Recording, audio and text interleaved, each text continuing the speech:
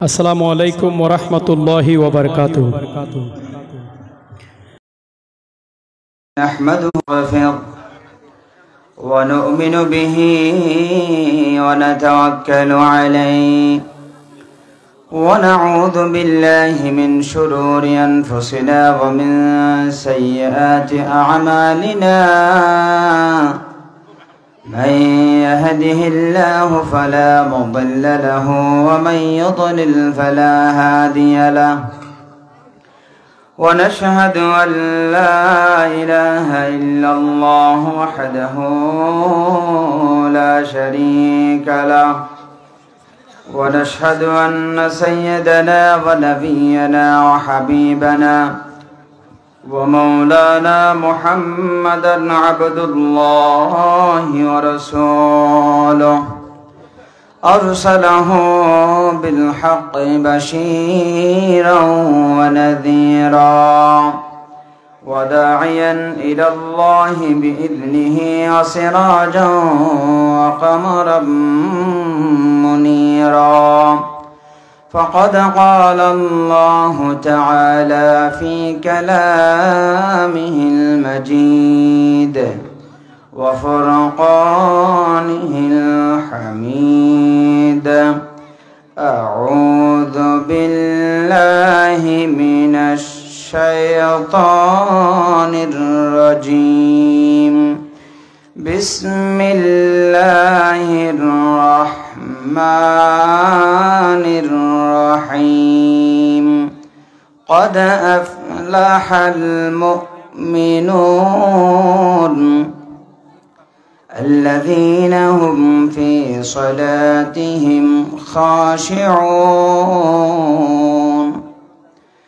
آمنت بالله صدق الله المولانا العظيم وصدق رسوله النبي الحبيب الكريم ونحن على ذلك من الشاهدين والشاكرين. وقال تعالى في شان حبيبه: إن الله وملائكته يصلون على النبي يا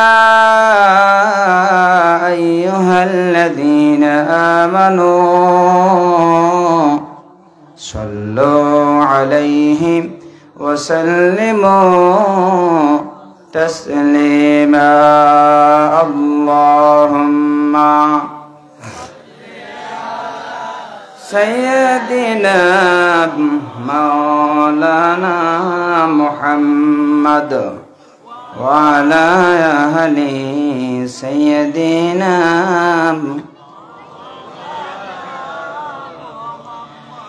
মনটা যদি হয়তো প্রবল হাওয়া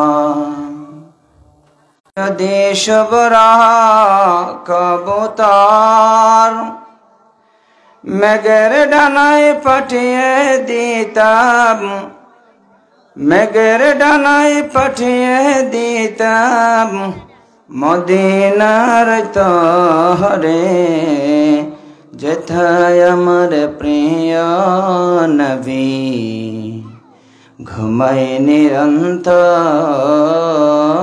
যেথায় আমার প্রিয় নবী ঘুমায় নিরন্তর। আল্লাহুম্মা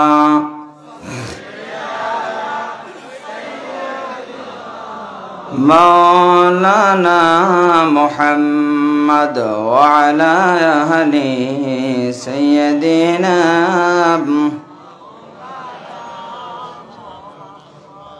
প্রাকৃতিক সৌন্দর্যের লীলাভূমি বান্দরবান পার্বত্য জেলার রোমা উপজেলায় অবস্থিত ঐতিহ্যবাহী রোমা বাজার কেন্দ্রীয় ঈদগাহ ময়দান অনুষ্ঠিতব্য 50তম পবিত্র মিলাদুন্নবী সিরাতুন্নবী সাল্লাল্লাহু আলাইহি ওয়াসাল্লাম মাহফিল 2025-এর সম্মানিত সভাপতি, বিশিষ্ট আলেমে দ্বীন, পবিত্র সিরাতুন্নবী সাল্লাল্লাহু আলাইহি ওয়াসাল্লাম মাহফিল উদযাপন কমিটি ও প্রধান তত্ত্বাবধায়ক রুমাবাজার কেন্দ্রীয় জামে মসজিদ জনাব মাওলানা এস.এম. আব্দুল মান্নান সাহেব হাফিজাহুল্লাহ ওয়া রাআ। আলোচনা পেশ করেছেন উস্তাদুল আসাতিদা বর্ষিয়ান আলেমে দ্বীন চট্টগ্রাম বিশ্ববিদ্যালয়ের সম্মানিত আরবি বিভাগের অধ্যাপক জনাব মাওলানা ডক্টর নিজামউদ্দিন সাহেব মাদ্দাল্লাহু হুজুল্লাহ। আলোচনা পেশ করবেন হাফেজ জনাব মাওলানা মুফতি রিদওয়ানুল কাদির সাহেব। উলামায়ে কেরাম বিশেষ করে অত্যন্ত সুন্দরভাবে সঙ্গীত পরিবেশনা করেছেন সাতখানের কৃত সন্তান বিশিষ্ট ইসলামী চিন্তাবিদ জনাব মাওলানা নুরুল করিম রায়হান সাহেব সহ অন্যান্য হযরত উলামায়ে কেরাম, সম্মানিত অতিথিবৃন্দ, মুরব্বীগণ, যুবক ভাইরা, কচিকাঁচা মাসুম বাচ্চারা, পর্দার অন্তরালে মা এবং বোনেরা, রহিমানা ওয়া রাহিমাকুমুল্লাহ, হাফিজানা ওয়া হাফিজাকুমুল্লাহ করেছেন, ইমানের মতন মহান দৌলত দান করেছেন। আমরা আল্লাহকে বলি নাই, আল্লাহ দয়া করে ইমান দান করেছেন, ঠিক কিনা বলেন? আপনারা যে ইমানদার হয়ে দুনিয়াতে আসছেন, মুসলমান হয়ে আসছেন, কেউ কি আল্লাহর কাছে দরখাস্ত দিয়েছিলেন? কথা বলেন না কেন? কেউ কেউ দিয়েছেন নাকি? যারা কথা বলতেছেন আপনারা কি দিয়েছেন? তাহলে যে সবাই বলতেছি না, আমরা কি দরখাস্ত দিয়েছিলাম? আমাদের যোগ্যতায় মুসলমান হয়ে দুনিয়াতে আসছি? আমাদের হাত ছিল যে আল্লাহ দয়া করে আমাদেরকে মুসলমান করে ইমানের সহিত দুনিয়াতে পাঠালেন, সে আল্লাহর শুকরিয়া আদায় করা দরকার আছে না নাই? তুমি দয়া করে এই দুনিয়ায় পাঠাইছো আমারে, তুমি দয়া করে এই দুনিয়ায় পাঠাইছো আমারে, শুকরিয়া রব, শুকরিয়া রব, জন্ম দেয় মুসলমানের ঘরে, তুমি দয়া করে এই দুনিয়ায় পাঠাইছো আমারে, তুমি দয়া করে এই দুনিয়ায় পাঠাইছো আমারে, শুকরিয়া রব, শুকরিয়া রব, জন্ম দেয় মুসলমানের ঘরে। ঠিক কিনা বলুন তো? যদি ঠিক অন্তর থেকে বলে থাকেন উচ্চ আওয়াজে পড়ুন আলহামদুলিল্লাহ। রব্বানা লাকাল হামদ হামদান কাসীরান তাইয়িবান মুবারাকান ফীহি। দরুদ আর সালাম বর্ষিত হোক সর্বকালের সর্বযুগের সর্বশ্রেষ্ঠ মহামানব, শোষিত, নির্যাতিত, নিপীড়িত অর্থমানবতার কাণ্ডারি নবী, যার আগমনে দূরের ধরা পরিপূর্ণ হলো, পথ হারা মানুষ পথের দিশা পেল, অন্ধকারাচ্ছন্ন সমাজ আলোকিত হলো। আমার আর আপনার কলিজার টুকরা নবী সরকার দু আলম তাজদার মদিনা হযরত আহমদ মুজতবা মুহাম্মদ মুস্তাফা সাল্লাল্লাহু আলাইহি ওয়াসাল্লাম সমস্ত শাহাদায়ে কেরামদের আলা ইল্লিয়িন আল্লাহর দরবারে কামনা করছি। সম্মানিত উপস্থিতি, আমাদের রাত অনেক হয়ে গেছে, সময় অনেক চলে গেছে। আমাদের সিস্টেম অনুযায়ী আমাদের সব কিছু করতে হয়, কিন্তু রাত বেশি করে আমাদের পক্ষে সম্ভব নয়, ঠিক না? মাহফিলটা হচ্ছে কয় তারিখের? 4 তারিখ। এই 4 তারিখটা থাকবে কতক্ষণ? 12টা 1 হলে আর 4 তারিখ থাকবে? তাহলে 4 তারিখের মাহফিল কখনো 5 তারিখ পর্যন্ত নিয়ে যাওয়া যাবে? এ ব্যাপারে আমরা সতর্ক থাকবো। আমি আপনাদেরও শুকরিয়া জানাচ্ছি, ধন্যবাদ জানাচ্ছি, সভাপতি মহোদয় সহ সকলের প্রতি ধন্যবাদ জ্ঞাপন করছি। এজন্য 50তম মাহফিল হাফ সেঞ্চুরি। কি হলো এটা? মাহফিলের হাফ সেঞ্চুরি। আল্লাহ যেন এই মাহফিল কিয়ামত পর্যন্ত জারি রাখেন, আমিন বলেন। সম্মানিত উপস্থিতি, সম্প্রীতির এই বান্দরবনে আমরা সকলের সাথে মিলেমিশে থাকতে চাই, ঠিক না? আল্লাহ রাসূল সাল্লাল্লাহু আলাইহি সাল্লাম সম্প্রীতি স্থাপন করেছেন, করেছেন কিনা? মুসলমানরা সম্প্রীতিতে বিশ্বাসী, ঠিক না? মুসলমানরা শান্তিতে বিশ্বাসী নাকি অশান্তিতে বিশ্বাসী? এজন্য মুসলমানরা দেখার সাথে সাথে একে অপরকে বলে আসসালামু আলাইকুম, আপনার উপর শান্তি বর্ষিত হোক, ঠিক কিনা বলেন? মুসলমানদের দেখা সাক্ষাতে একে অপরের উপর শান্তি বর্ষণ করে, ঠিক না? আর যে মুসলমানরা নামদারি মুসলমান আরেক মুসলমান আরেক মানুষের জন্য অশান্তির কারণ হয়, ওয়াল্লাহি বিল্লাহ তাল্লাহ, তারা কখনো কাটি মুসলমান হতে পারে না। মাইকওয়ালা কই, ইকো কমাই দেন। আমাকে একটি বিষয়ে কথা বলার জন্য বলা হয়েছে। সূরাতুল মুমিনুনের 10টি আয়াতের তাফসীর। আমি আয়াত পড়েছি শুধুমাত্র দুইটা পড়ছি, দুইটা তফসির করা সম্ভব না, যেহেতু আমাদের সময় বাইন্ডিং করা। আমাকে বলা হয়েছে 10টা 10 পর্যন্ত আলোচনা করতে, সেই হিসেবে এখন থেকে আর আমার সময় আছে 36 মিনিট। এর ভিতরেই আমরা ইনশাআল্লাহ এক আয়াত বলতে পারি অথবা একটি শব্দের তফসির করতে পারি। যথাযথভাবে হক আদায় করে কথা বলা কখনো সম্ভব। আমার আল্লাহ বলেন, ওয়ালাউ আন্না মা ফিল আরদি মিন শাজারাতিন আকলামু ওয়াল বাহরু ইয়ামুদ্দুহু মিন বা'দিহি সাবআতু আবহুরিম মা নাফিদাত কালিমাতুল্লাহ। ওয়ালাউ আন্না মা ফিল আরদি মিন শাজার আকলাম, এ দুনিয়ার মুসলমান শুনে রাখো, পৃথিবীতে যত গাছ গাছালি তোমরা দেখতে পাচ্ছ, এই যে আমরা বান্দরবন শহর থেকে রুমা বাজার পর্যন্ত আসলাম, পাহাড় আর পাহাড় গাছ গাছালি দেখতে পেলাম, এসব কিছু কারণে আমদ বলুন। এই যে পাহাড় দেখতে পাচ্ছি, নদী দেখতে পাচ্ছি, গাছ গাছালি দেখতে পাচ্ছি, সব কিছু কার সাক্ষ্য বহন করে? সাগর নদী আর পাহাড় বনে পাখিদের গুন গুন গুন ঝরনে। সাগর নদী আর পাহাড় বনে পাখিদের গুন গুন গুন ঝরনে। ভেসে ওঠে ওই সুমধুর তান, চারিদিকে শোনো আল্লাহর জয়গান। আল্লাহ মহান, আল্লাহ মহান, আল্লাহ মহান, আল্লাহ মহান, আল্লাহ মহান, আল্লাহ মহান, আল্লাহ মহান, আল্লাহ মহান। আল্লাহু আকবার বলেন মুসলমান। আমার আল্লাহ বলেন, যত গাছগাছালি তোমরা দেখতে পাচ্ছ, আকলাম, সমস্ত গাছ যদি কলম হয়ে যায়, আর পৃথিবীতে যত সাগর নগর আছে, যত সাগরের পানি আছে, সমস্ত সাগরের পানি যদি কালি হয়ে যায়, শুধু পৃথিবীর সাগর নয়, এক্সট্রা আরো 7টা সাগরের পানি যদি কালি হয়ে যায়, সমস্ত কালি দুনিয়ার গাছ নামক কলমের সাথে যদি ব্যবহৃত হয়, মা নাফিদাত কালিমাতুল্লাহ, আল্লাহর কথা, আল্লাহর কালিমা, আল্লাহর ওয়াজ নসিহত বর্ণনা করে বান্দা শেষ করতে পারবে না। গাছ নামক কলম শেষ হয়ে যাবে, সাগর নামক কালি শেষ হয়ে যাবে, আমার আল্লাহর কথা বর্ণনা করা কখনো শেষ হবে না। ঠিক কিনা বলেন না মুসলমান? সুতরাং হক আদায় করে আল্লাহর কোরআনের তাফসীর করা কখনো সম্ভব না, বিশেষ করে আমার দ্বারা সম্ভব না। যে বিষয়ে বলতে বলা হয়েছে আমি শুরুতেই বলে দিয়েছি, হযরত এই বিষয়ে আলোচনা করতে গেলে লং টাইম সময় লাগবে। দেখিয়েন আমি কিন্তু পুরো আলোচনা করা সম্ভব নয়, এক আয়াত অথবা 2 আয়াত সর্বোচ্চ। আমি চেষ্টা করব ইনশাআল্লাহ। এই যে সূরা মুমিনুনের কদ আফলাহাল মুমিনুন একটা অংশ, কদ আফলাহাল মুমিনুন, আল্লাহ বলেছেন মুমিনরা সফল হয়ে গেছে। সুবহানাল্লাহ বলবেন না? মুমিনরা সফল হয়ে গেছে। এই আয়াত যখন নাজিল হচ্ছিল, এটা মাক্কি জীবনে নাজিল হয়েছে, তখন মক্কার অবস্থা খুব ভালো ছিল না। মক্কার মুশরিকদের অঢেল সম্পদ, ধন সম্পদ, সহায় সম্পদ, সম্মান, ইজ্জত, ক্ষমতা সব ছিল তাদের অনুকূলে, আর মুসলমানদের ছিল সব প্রতিকূলে। মুসলমান হয়েছি এটা বলার সাহস কোন মুসলমান তৎকালীন সময়ে দেখাতে পারে নাই।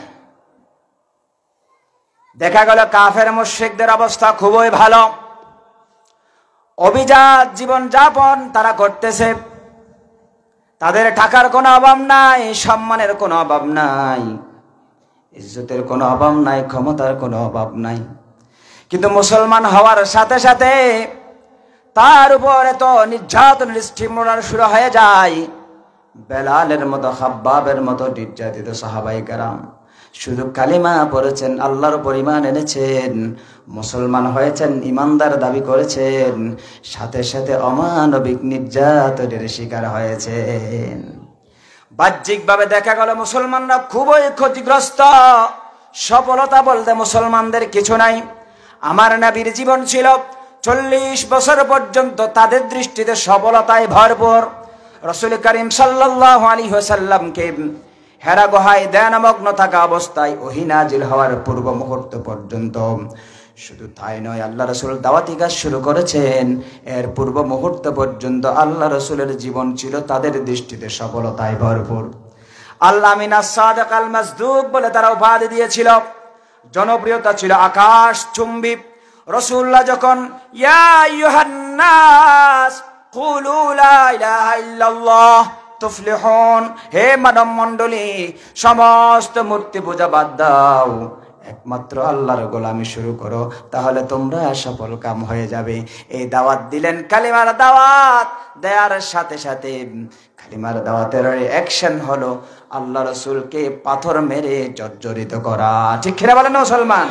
আবু লাহাব বলেছিল, তাব্বাল্লাকা আলিহাযা জামাআতানা, হে মুহাম্মদ, তোমারে বিশ্বাস করতাম, সেজন্য তোমার এক ডাকে সাড়া দিয়ে সকলে সমবেত হলাম, কিন্তু তুমি আমাদেরকে ডেকে এই অপমান করলা।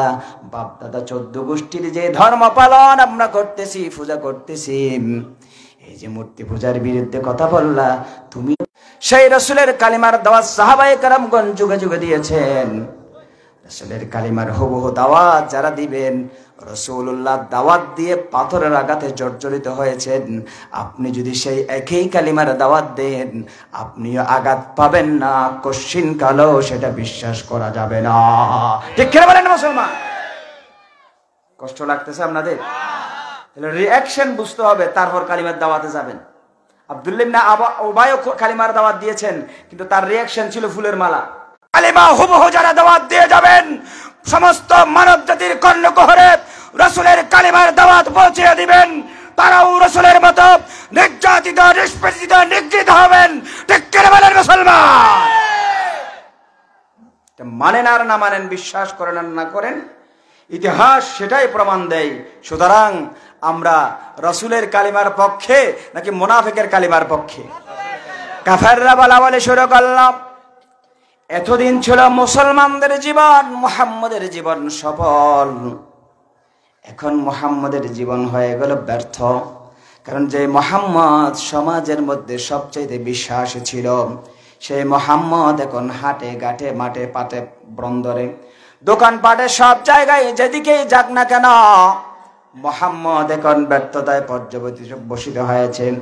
মুসলমানের মুহাম্মদের কোনো সম্মান নাই, সফলতা বলতে কিছু নাই। এই যে 40-43 বছরের জীবন ছিল সফলতায় ভরপুর, এখন যে জীবন শুরু হয়েছে ক্ষতিগ্রস্ত জীবন, সফল আর নয়। এভাবেই মুসলমানদের উপর যখন নির্যাতনের স্টিম রুলার শুরু হয়েছে, সেই মুহূর্তে যখন সকলে বলা বলে শুরু করলো, ইমান আনা মানি, মুসলমান হওয়া মানি সবচেয়ে বড় ব্যর্থ, আমার আল্লাহ ঘোষণা করে দিলেন, ও দুনিয়ার মানুষেরা শুনে রাখো, কদ আফলাহাল মুমিনুন, মুসলমানরা ইমানদাররা সফল হয়ে গেছে। আল্লাহু আকবার বলেন। ইমান আনা মানে সফল কাম নয়, ইমান আনা মানে ব্যর্থতা নয়, ইমান আনা মানে চূড়ান্ত ভাবে সফল হয়ে যাওয়া। আমরা সফল মনে করি। আমি যারা স্টুডেন্ট, এই এক্সাম্পল দিয়ে আমি বোঝাতে চাই, কারণ example is better than precept. ওয়ালাকাদ সাররাফনা লিন-নাস ফি হাযাল কুরআনি মিন কুল্লি মাসাল, মেসাল দিয়ে আল্লাহ কোরআন বুঝিয়েছেন। আমাদেরও আলোচনা বোঝার জন্য মেসাল দিতে হয়। বাচ্চা যখন নার্সারি অথবা প্লেতে ভর্তি হয়, তখন বাচ্চা অথবা বাচ্চার গার্ডিয়ানরা মনে করে প্লে অথবা নার্সারিতে ভালোভাবে পাশ করা হচ্ছে সফলতা, মনে করে কিনা? প্লে থেকে 1-এ যখন উঠে অথবা অন্য আরেকটা ক্লাসে যখন উঠে, সেই ক্লাসের বার্ষিক পরীক্ষায় চূড়ান্তভাবে গোল্ডেন A+ পাওয়া বা 1 নাম্বার হওয়া সফলতা বা পাশ করা সফলতা। এভাবে স্টেপ বাই স্টেপ 1, 2, 3 দাখিল বা এসএসসিতে ভালো রেজাল্ট করা সফলতা। এসএসসি পাস হয়ে গেল না, এখন তো এসএসসিতে ভালো পাস করা মনে হয় সফলতা। এসএসসিও পাস হয়ে গেল না, ইউনিভার্সিটিতে ভালো বা ডাক্তারি মেডিকেলে কোনো জায়গায় ভালো চান্স পাওয়া, এটাই সফলতা। চান্সও পেয়ে গেল না, এটা শেষ করা সফলতার সহিত, এটাই মনে হয় সফলতা। সেটাও শেষ হলো সফলতা না, এটা তো সফলতা নয়। আরো আছে কি? বিসিএস পাস করা, বিসিএসও পাস হয়ে গেল, সফল মনে করেছিল, কিন্তু দেখা যাচ্ছে না, সফলতা তো শেষ না। বিসিএসও পাস, বিসিএস পাস করে ভালো একটা জায়গায় পোস্টিং যদি হয়, ঢাকা মেডিকেল, চিটাং মেডিকেল হলে, তাহলে সফলতা। সেখানেও হলো, দেখা যাচ্ছে না, এখানে সফলতা নয়। আরেকটা নিজে একটা ক্লিনিক করি, নিজে একটা কি করি, নিজে একটা যদি ক্লিনিক করতে পারি, এখানে যত রুগী আসবে ভালো করে দেখবো না, চাইবো না, কথাও বলবো না, নিজের ক্লিনিকে পাঠাই দেবো, সমস্ত পরীক্ষা করে আসো, 20, 30, 40, 50, 1.5 লাখ, 2 লাখ, 3 লাখ টাকা পরীক্ষার মধ্যে চলে আসবে। এই পরীক্ষার টাকাগুলো পকেটে ঢুকলে সফলতা দেখা গেল, সে জ্ঞানেও সফলতা। এভাবে সফলতা খুঁজতে খুঁজতে বলে পাশও করলাম, সব ঠিকঠাক হয়ে গেল, বিবাহ করলে মনে হয় সফলতা আসবে, বিয়ে করলাম না, তাতে তো সফলতা নাই, বাচ্চা হলে মনে হয় সফলতা, সফলতার শেষ আছে? সবল সবল সবল খুঁজতে খুঁজতে, সফলতা খুঁজতে খুঁজতে বান্দা হয়রান হয়ে যাবে, হায়াত শেষ হয়ে যাবে, কবরে চলে যাবে, কিন্তু দুনিয়ায় সফলতা নামক এই সোনার হরিণটা বান্দার হাতের নাগালে আসবে না। ঠিক কিনা বলেন না মুসলমান?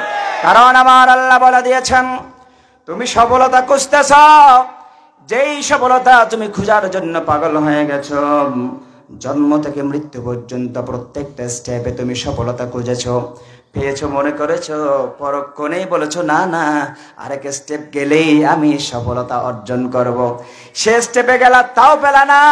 আমার আল্লাহ বলেন, ফামান যুহজিহা আনিন নারি ওয়া উদখিলাল জান্নাতা ফাকাদ ফাজ।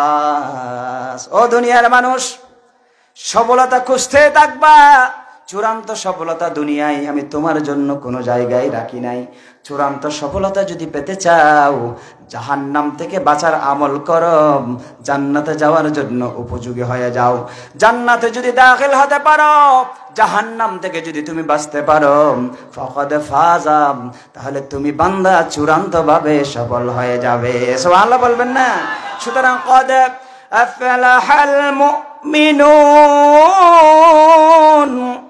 মুমিনরা সফল কাম হয়ে গেছে, সফল হয়ে গেছে, অর্থাৎ মুমিনরা, ইমানদাররা জান্নাতি হয়ে গেছে। সুবহানাল্লাহ বলবেন না? তাহলে তারা মনে করেছিল তাদের ধন সম্পদ অট্টালিকা এটা অনেক সফলতা। আমরা তো দুনিয়ার এগুলোই সফলতা মনে করি, ঠিক না?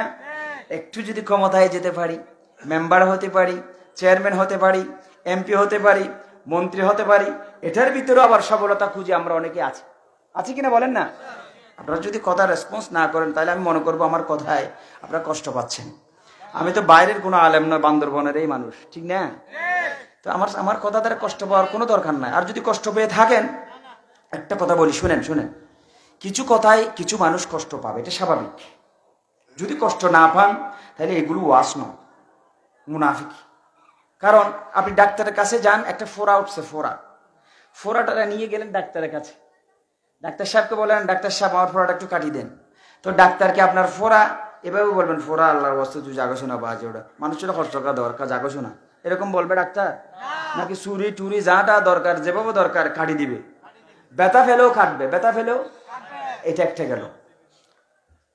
আপনি অ্যাক্সিডেন্ট করেছেন, ব্যথা পেয়েছেন, তাহলে ওই অ্যাক্সিডেন্টের পরে সেলাই করার পর, সেলাই খোলার পর ড্রেসিং করতে হয়, ড্রেসিং করা লাগে না? সেলাই করার সময়, সেলাই খোলার সময় হয়তো সেন্সলেস করা হয়, ইনস্তেশিয়া দেওয়া হয়, কিন্তু ড্রেসিং করার সময় কিন্তু সেন্সলেস করা খুব কঠিন। যাদের ড্রেসিং করেছেন আপনারা জানেন, স্বয়ং সম্পূর্ণ একজন মানুষের একটা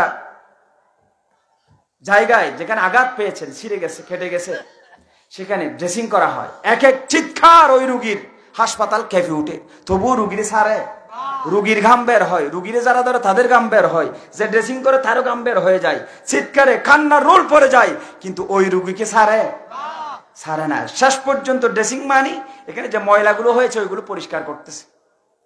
ময়লাগুলো, এই ময়লা পরিষ্কার করতে গেলে যার ময়লা পরিষ্কার করে সে ব্যথা পায়।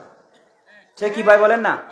ব্যথা পেলে কান্না করবে, কান্না করলেও ডাক্তার সারে না, ডাক্তার সারে। শেষ পর্যায়ে ব্যথা শেষ, ড্রেসিং শেষ, ডাক্তারের রিসিপশনে গিয়ে বলেন কি ভাই আমার বিল কত আসছে, বলেন, টাকা নেন, দেয় কিনা? টাকা দিয়ে দিল কারে? যে আদর করলো তারে, নাকি ব্যথা দিল তারে? যে ব্যথা দিল তারে টাকা দেয়া হয়, কারণ সে ব্যথা দিয়েছে। এই ব্যথার পর আমার শরীর যে ফুস জমবে না সেটা 100%। আমার উপকার করেছে, সাময়িক ব্যথা পেলেও চিরস্থায়ীভাবে আমার উপকার করেছে, সেজন্য ব্যথা পাওয়ার পরেও আমি তারে টাকা দিলাম, ঠিক না? এটা বুঝুন। এটা যদি বুঝে থাকেন, আলোচনা, ওয়াজ, নসিহত উলামায়ে কেরাম যখন করেন, যে ওয়াজ আপনি ব্যথা পাবেন, বুঝবেন সেই ওয়াজের ঘা ফোড়া আপনার আছে। আমি সেটা কি করে দিচ্ছি? ওয়াশ করে দিচ্ছি, পরিষ্কার করে দিচ্ছি। তো পরিষ্কার করার সময় একটু ব্যথা পাবেন, এটা বাস্তব। এই ব্যথা পেলে করবেন কি, ওই ডাক্তারকে যেমন রিসিপশনে গিয়ে কিছু কি দিয়ে আসছেন, বিল দিয়ে আসছেন, ওলামায়ে কেরামের কথা যদি ব্যথা পেয়ে থাকেন, আপনি মনে করবেন আলহামদুলিল্লাহ আমার ট্রিটমেন্ট হয়েছে, কারণ আমি ব্যথা পেয়েছি। সুতরাং কেউ না দেখে মতো যাওয়ার সময় হাত দিয়ে ঢুকে দিবেন, ঠিক আছে না? না দিলে না দেন, তবে ঠিক আছে, এটা সহমত, ঠিক কিনা বলেন না? আমার ভাইয়েরা, যে ওয়াজে ব্যথা পাবেন বুঝবেন ওই ওয়াজের বিষয়, রোগটা আপনার আমার কলিজার ভিতরে আছে। এই রোগটা যদি থেকে থাকে, যিনি ওয়াজ করেন হাদিয়া না দেন, অন্তত দোয়া করবেন, হুজুর কারো চেহারার দিকে তাকায় কথা বলে নাই, কোনো রক্ত চক্ষুকে ভয় করে নাই, পৃথিবীর কারো পরোয়া না করে আমার মতো একজন নগণ্য গোলামের চিকিৎসা করেছেন। এই জন্য আল্লাহ হুজুরের হায়াতের মধ্যে বরকত দাও, হুজুরের কণ্ঠের মধ্যে বরকত দাও বলে দোয়া করা যাবে? আমার ভাইয়েরা,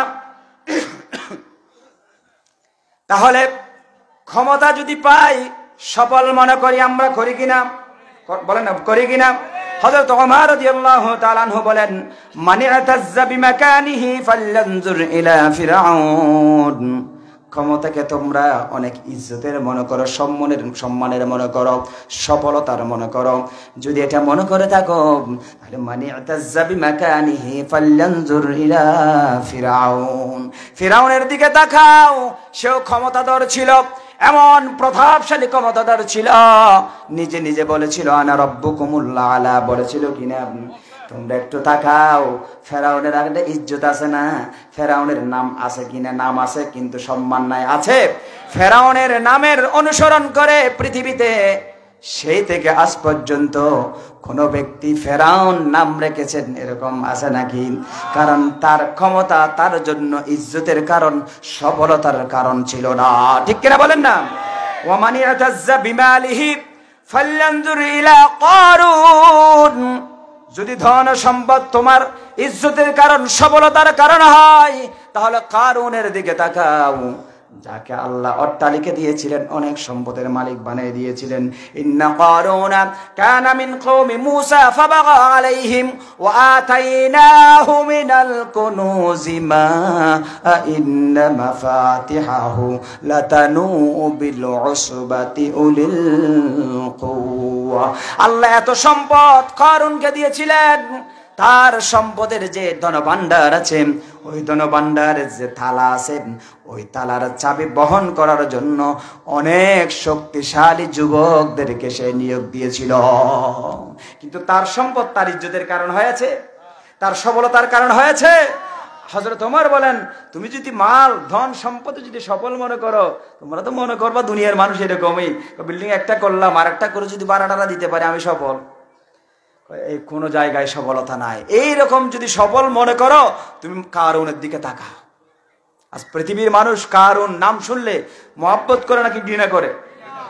এরপরে বলেছেন, ওমান ইয়াতাজ্জা বিনাসাবিহি ফালয়ানজুর ইলা আবি লাহাব। বংশীয় মর্যাদার দিকে যদি তোমরা বংশীয় মর্যাদা নিয়ে সফলতা মনে করো, অনেক বড় বংশের মালিক আমি, অনেক বড় বংশীয় অমুক সমুক, আমি নাম বলতেছি না, এটা যদি সফলতার মানদণ্ড মনে করো, আবু লাহাবের দিকে তোমরা তাকাও। সম্মান আছে? আবু লাহাব সফল নাকি ব্যর্থ? হযরত ওমর বলেন, ইন্নামাল ইজ্জাতু বিত্তাকওয়া। সফলতা, ইজ্জত, সম্মান একমাত্র শুধুমাত্র কেবলমাত্র তাকওয়ার মধ্যে, ইমানের মধ্যে। সুবহানাল্লাহ বলবেন না? যারা ইমানদার তাদের যদি সহায় সম্পদ নাও থাকে, অবশ্যই অবশ্যই দুনিয়া আখিরাত উভয় জাহানে তারা সফল, ঠিক কিনা? হয় না মুসলমান? আব্দুল উজ্জা নামক একজন ব্যক্তি, পরবর্তী সময়ে আব্দুল্লাহ জুল বিজাদাইন হয়েছে। রাসূলুল্লাহ সাল্লাল্লাহু আলাইহি সাল্লাম যখন মদিনায় গিয়ে সমগ্র বিশ্বের মধ্যে ইসলামের দাওয়াত পৌঁছায় দিচ্ছিলেন, আব্দুল্লাহ জুল বিজাদাইন ছোট্ট বয়সে বাবা হারা এতিম সন্তান, মক্কায় চাচার ঘরে লালিত পালিত হচ্ছিল। শুনতে পেলেন মদিনায় গিয়ে মুহাম্মদ সাল্লাল্লাহু আলাইহি সাল্লাম ইসলামের দাওয়াত দিচ্ছেন, আলো ছড়িয়ে দিচ্ছেন। মনে মনে ইসলামের প্রতি আন্তরিকতা সে বাড়াই ফেলল।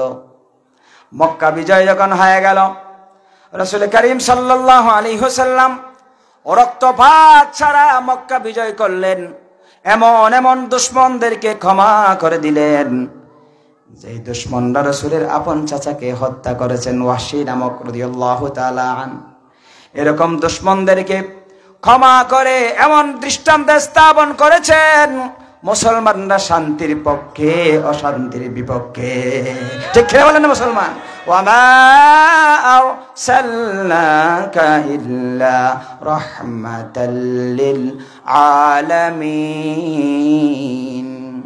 রাসূল হচ্ছেন রাহমাতুল লিল আব্দুল উজ্জা নামক এই যুবকের কলিজার ভিতরে আন্দোলন শুরু হয়ে গেল, মক্কা বিজয় হয়ে গেল, অপেক্ষা করতেছে আমি তো এতিম, আব্দুল উজ্জা মা ছাড়া দুনিয়ায় আর কেউ নাই, চাচার আশ্রয়ে প্রশ্রয়ে আমি বড় হচ্ছি, চাচা আমাকে বরণ পোষণ দিচ্ছে, জায়গা সম্পত্তির মালিক বানাই দিচ্ছে, ছাগল বকরির মালিক বানাই দিল। আব্দুল উজ্জা চাচার কাছে বড় হচ্ছে বিদায় মনে মনে নিয়ত করে রেখেছেন, আমি নিজে মুসলমান হলাম সেটা কারো কাছে প্রকাশ করব না, অথবা মুসলমান হয়ে যাব সেটা প্রকাশ করব না। সুবহানাল্লাহ বলবেন না? আপনারা কথা বুঝতেছেন?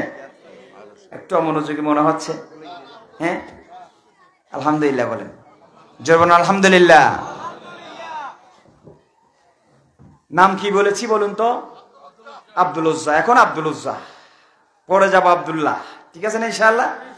তাহলে নিয়ত করেছেন, ইসলামের প্রতি এত মনটা তার গলে গেল, প্রকাশ না করে ভিতরে ভিতরে ইসলামের প্রতি সে কি হয়ে গেল, ঝুঁকে পড়লো, আকৃষ্ট হলো, মুসলমান হয়ে যাব। তবে চাচা তো মুসলমান হয় নাই, চাচাকে সহজে দিয়ে যদি মুসলমান হতে পারি এটাই হবে আমার জন্য সফলতা। সুবহানাল্লাহ বলবেন না? চাচাই সবকিছু দিয়েছেন, পরনের কাপড় পর্যন্ত চাচা দিয়েছেন, এবং অনেক সম্পদের মালিক বানাই দিলেন আব্দুল উজ্জাকে। একদিন মক্কা বিজয়ের পর আব্দুল উজ্জা বলতেছেন, চাচা আমি চাচ্ছি, আমার মন চাচ্ছে মুসলমান হব, রাসূলের কাছে গিয়ে হাজিরা দেব। আমি একা নয়, আপনি সহ যাবেন, কারণ মুসলমান হলে ইমান আনলে পরে দুনিয়ায় সফলতা লাভ করব, নাইলে ব্যর্থ হয়ে যাব। এই দুনিয়ার ধন সম্পদ, টাকা পয়সা, ইজ্জত সম্মান, এই যে ক্ষমতা, কিচ্ছু সফলতার মানদণ্ড নয়, ইমানেই হচ্ছে সফলতার মানদণ্ড। ঠিক কিনা বলেন না মুসলমান? ইমান নাই, কিচ্ছু নাই। শূন্য প্লাস শূন্য প্লাস শূন্য প্লাস শূন্য যোগ শূন্য যোগ শূন্য হতই যে দুগুণ যোগ করিবেন গরম শূন্য। এটা এমন একটা জিনিস, যোগ করলেও, বিয়োগ করলেও, গুণ করলেও, বাক করলেও ইকুয়াল টু, এটা এমন জিনিস, ইতে জ্যাং করিবেন গরম, ইতে জিরো তাই বুঝে খবরদার মারি ভারি বিধি লারি ভাচ্ছি ন। কিন্তু তার আগে যদি একটা এক বসাই দেন, শূন্য একটা দিলেন 10, দুইটা দিলেন 100, তিনটা দিলেন 1000, আর চারটা দিলেন 10,000, আর একটা বাড়ালেন, এভাবে বাড়াতেই থাকবেন, মান বাড়বে নাকি কমবে? ঠিক মুসলমান ইমানটা হলো এক, আর সমস্ত আমালগুলো হলো শূন্য। সমস্ত আমাল করেন, ভালো কাজ করেন, কিন্তু দুনিয়ায় আপনি সম্মান পেতেও পারেন, নাম ডাক হতেও পারে, আপনাকে স্যালুট দিতেও পারে, কিন্তু পরকালীন জীবনে এই আমলে সালেহ কাজে আসবে কখন? ইমান আনবেন যখন। ঠিক কিনা বলেন না মুসলমান? মাদার তেরেসার নাম শুনছি আমরা। মাদার তেরেসা ইমান ছাড়া মানবতার পৃথিবীর সর্বশ্রেষ্ঠ মাখলুক হচ্ছে মানুষ। সর্বশ্রেষ্ঠ মাখলুক কি? সৃষ্টি মানুষ। নিজের জীবনটা বিলীন করে দিয়েছেন, বিবাহ করেন নাই মানুষের খেদমতের জন্য। ওনার নাম দুনিয়ায় মানুষ সম্মান করে, ঠিক আছে, কিন্তু পরকালীন জীবনের যে সফলতা, ফামান যুহজিহা আনিন নার ওয়া উদখিলাল জান্নাতা ফাকাদ ফাজা, এই ক্যাটাগরিতে সে আর যাবে না, সে সফল নয়, সে সফল। আরেকজন বুখারী শরীফের হাদিস, একজন মহিলা, খারাপ মহিলা, বেশ্যা মহিলা, যতক্ষণ খারাপ কাজ করে ততক্ষণ ইমান থাকে না, কিন্তু মোটামুটি ইমানদার মুসলমান। সে করেছে কি, একটা পিপাসার্ত বিড়ালকে পানি খাওয়াইছেন। বুখারী শরীফের হাদিস, নিজের ওড়না কূপ থেকে পানি তুলে ওড়না ভিজাই, কূপ থেকে পানি তুলে সিবাই পিপাসার্ত বিড়ালকে পানি খাওয়াইছেন। আল্লাহ এই দৃশ্য দেখে খুশি হয়ে গেল, ওই খারাপ মহিলার উপর আল্লাহ খুশি হয়ে গেল, আর বলল একটা নিকৃষ্ট প্রাণীর সেবা করার কারণে ঈমানের সহিত মরতে পেরেছো, তুমি জান্নাতি। আর উৎকৃষ্ট মানুষের সেবা করেছেন, জীবন বিলীন করে দিয়েছেন, ঈমান ছাড়া দুনিয়া থেকে যাওয়ার কারণে জান্নাতি হবে। সফল নাকি ব্যর্থ? তাহলে সফলতার মানদণ্ড হলো ঈমান। কি বলেন জোরে? আমরা ঈমানদার কিনা? ঈমানদার ঠিক আছে, কিছু মানুষ ঈমানদার, আর কারো ঈমানদার, আর কারো কি ঈমানদার এমন কাজ আমরা করব না কি? আল্লাহ যেটা নিষেধ করেছেন, রাসূল যেটা নিষেধ করেছেন, এগুলো করা যাবে? কোরআনে যত আইন আছে আল্লাহর জমিনে বাস্তবায়ন হোক, প্রত্যেকটা ঈমানদারের অবশ্যই চাইতে হবে। ঠিক কিনা বলেন না মুসলমান? কোরআনের বিসমিল্লাহর বার নুকতা থেকে শুরু করে সূরা নাসের শেষের সিন পর্যন্ত প্রত্যেকটা অক্ষর, প্রত্যেকটা নুকতা, প্রত্যেকটা শব্দ আন্তরিকতার সহিত, মহাব্বতের সহিত বিশ্বাস করার নাম হলো ঈমানদার। ঠিক কিনা হয় না মুসলমান? আব্দুল উজ্জা বলতেছেন, দুনিয়ার সহায় সম্পত্ত সফলতার মানদণ্ড নয়, ঈমান আনবো সফল হয়ে যাব।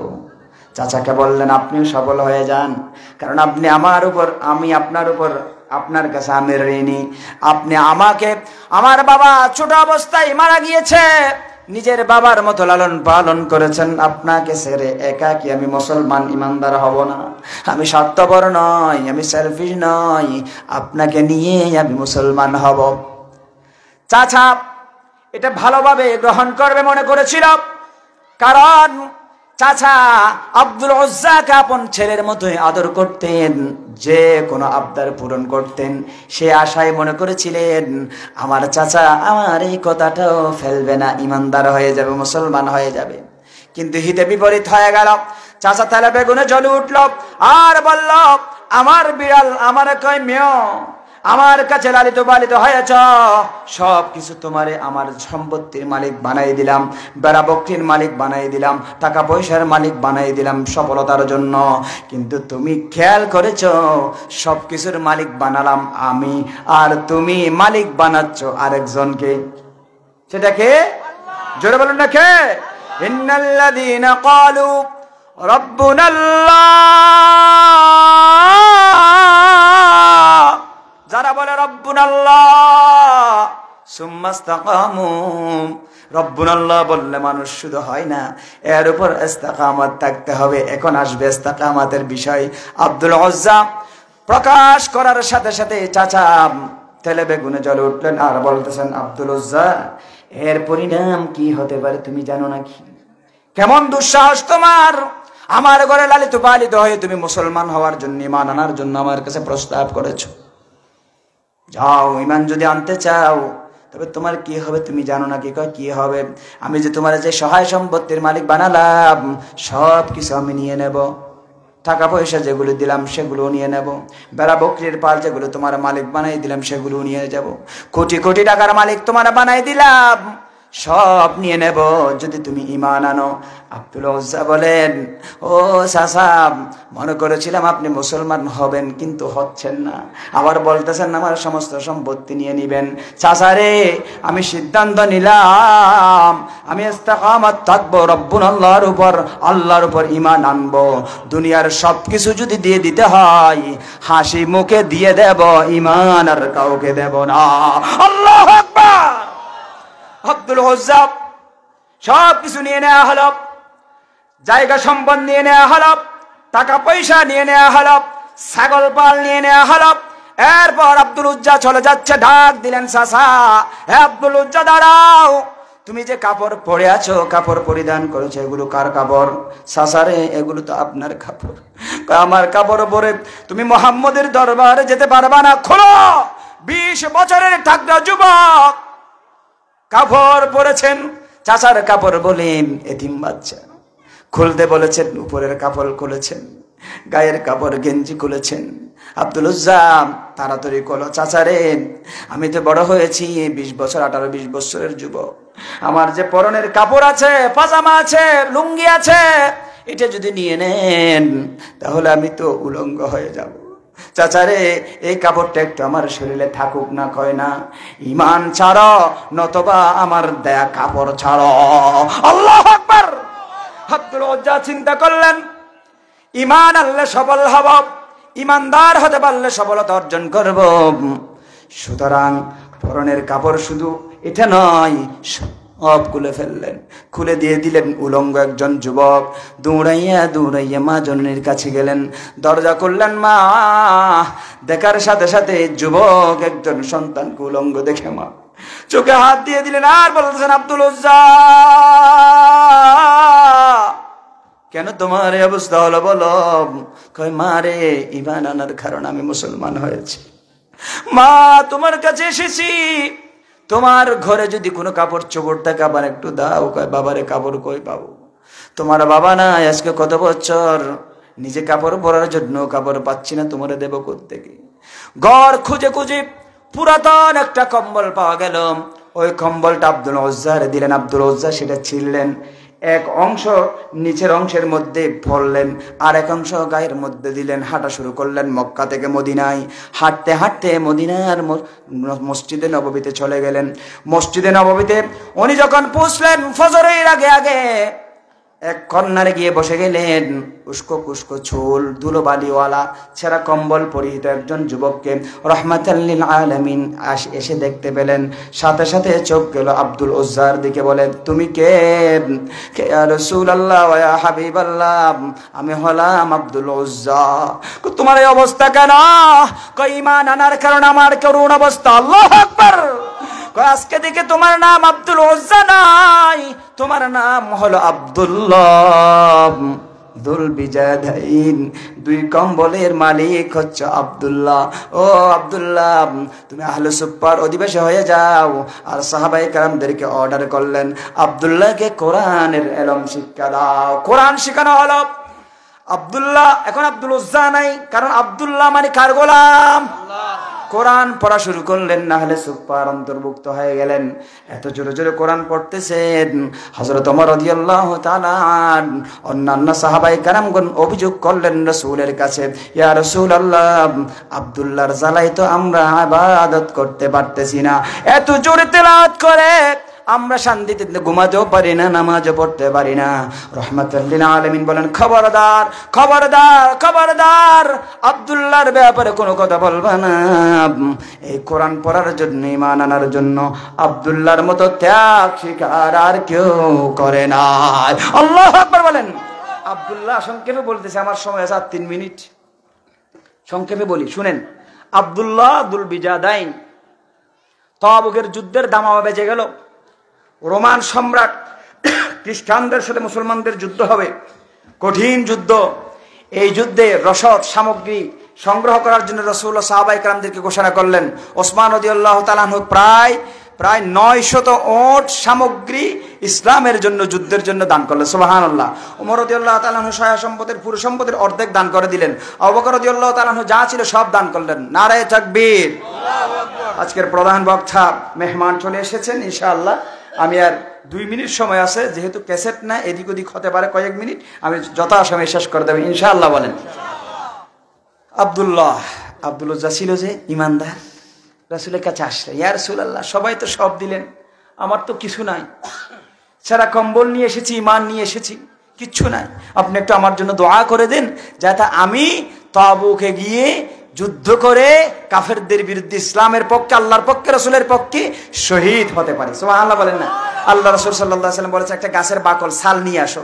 আল্লাহ রাসূল হাতে সেটা বেঁধে দিলেন, আর বলতেছেন, আল্লাহ, আমি এই আব্দুল্লাহর রক্ত কাফেরদের জন্য হারাম করে দিলাম। আল্লাহু আকবার বলেন। অর্থাৎ আব্দুল্লাহরে কোনো কাফের আক্রান্ত করতে পারবে না, মারতে পারবে। ইয়া রাসূলুল্লাহ চোখের পানি ছেড়ে দিয়ে বললেন, কি দোয়া করলেন? আমি চাচ্ছি শহীদ হওয়ার জন্য, কারণ যদি শহীদ হতে পারি বিনা হিসেবে জান্নাত, বিনা হিসেবে।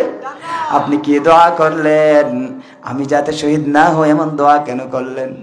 ও আব্দুল্লাহ, আমি দোয়া করেছি তুমি শহীদ হবে না, ঠিক আছে, যদি জ্বরে আক্রান্ত হয়ে ঘরে যদি তুমি মারা যাও, আঘাতপ্রাপ্ত হয়ে না মরলেও, জ্বরে আক্রান্ত হয়ে অসুস্থ হয়ে মরলেও তুমি শহীদ হয়ে যাবা। আল্লাহু আকবার বলেন মুসলমান। ঠিক এই আব্দুল্লাহ যুল বিজাদাইন জ্বরে আক্রান্ত হয়ে গেল, রাতের বেলা মারা গেল। হযরত বেলাল রাদিয়াল্লাহু তাআলা আন সেরাক নিলেন, হযরত ওমর রাদিয়াল্লাহু তাআলা, আবু বকর রাদিয়াল্লাহু তাআলা লাশ কাঁধে নিলেন।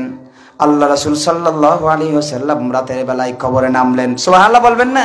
সফল মানুষ কোথায় দেখেন? কবরে নামলেন। আর রাসূল করিম সাল্লাল্লাহু আলাইহি ওয়াসাল্লাম চোখের পানি ছেড়ে দিয়ে বললেন, ও দুনিয়া ইলাইয়া আখাকুম, ও আবু বকর, ও ওমর, তোমাদের ভাইকে সম্মানের সহিত আমার কোলে তুলে দাও। আল্লাহু আকবার। আল্লাহ রাসূল নিয়ে ছাদে ধরলেন। আব্দুল্লাহ দুল বিজাদাইনকে খবরস্থ করা হলো, খবরের মাটি দেয়া হলো। আল্লাহ রাসূল চোখের পানি ছেড়ে দিয়ে হাত তুললেন, আল্লাহুম্মা ইন্নী আমসাইতু রাদিয়ান আনহু ফারদি আনহু। ও রব, এই যুবকের উপর আজকে সন্ধ্যা পর্যন্ত আমি সন্তুষ্ট ছিলাম, খুশি ছিলাম। আল্লাহ রে, তুমিও এই যুবকের উপর খুশি হয়ে যাও, রাজি হয়ে যাও। আল্লাহু আকবার বলেন। সাহাবায়ে কেরাম এই দৃশ্য দেখে বললেন, ইয়া লাইতানি কুনতু সাহিবাল হুফরা। হযরত আবু বকর, আব্দুল্লাহ ইবনে মাসউদ, এই সাহাবায়ে কেরাম বলতেছেন, হায় রে, আজকে যদি এই কবরের বাসিন্দা আমরা হতাম, আমরা কতই না সফলতা অর্জন করতাম। ও মুসলমান, দুনিয়ার সব কিছু ছাড়ার পরে ঈমানের মতো মহান দৌলত যে পেল, সেই হচ্ছে বড় সফল। ঠিক কিনা বলেন না? আদা আফলাহাল মুমিনুন, মুমিনরা সফল কাম হয়ে গেছে। ঠিক কিনা? হ্যাঁ মুসলমান। সুতরাং আল্লাহ যাতে আমাদেরকে মুসলমান হয়ে দুনিয়াতে আসছি, এর দুইটা কাজ আছে। মুসলমান হয়ে বাঁচা, মুসলমান হয়ে মরা, এই দুটোটা কাজও যাতে যথাযথভাবে করে ঈমানের সহিত মরতে পারি। ফামান যুহজিহা আনিন নার ওয়া উদখিলাল জান্নাতা ফাকাদ ফাযা, জাহান্নাম থেকে বাঁচতে পারি, জান্নাতে যেতে পারি, এই যোগ্যতা অর্জন করার আল্লাহ আমাদেরকে তৌফিক দান করুন। আমিন। আকুলু কওলি হাযা আস্তাগফিরুল্লাহ ওয়া লাকুম ফাস্তাগফিরুহু ওয়া আতুবু ইলাইহি ইন্নাহু হুয়াল গফুরুর রহিম। আসসালামু আলাইকুম ওয়া রাহমাতুল্লাহি ওয়া বারাকাতুহু। জাযাকাল্লাহু তাআলা আহসানাল জাযা। পবিত্র কোরআনুল কারীমের 18 নম্বর পারা সূরাতুল মুমিনুনের প্রথম নম্বর আয়াত নিয়ে দীর্ঘক্ষণ